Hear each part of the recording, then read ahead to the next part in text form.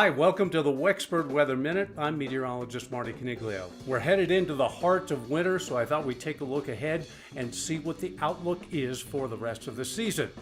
We're being heavily influenced by El Nino, the unusually warm tropical waters in the Pacific Ocean, and it affects weather patterns worldwide. One of these days we might dig into the nuts and bolts of El Nino a little bit more in detail, but for now, let's just talk about what its effects will be.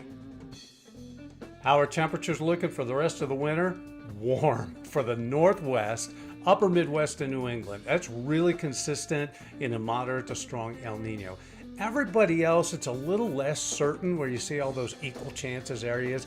It can be either warm or cool, but by and large, it doesn't stray away from what your seasonal average is when you take it out over the 3 months. When it comes to rain and snow, El Nino really makes a difference. Southeastern U.S., wet, incredibly wet, generally very consistently wet all through the 3 months that we have here left in the winter into early spring season. And then in the west, on the coast, Southern California, up through Northern California, into the Sierra, we have really a tremendous opportunity to get some good consistent storms. They can be really helpful with drought conditions throughout the western U.S.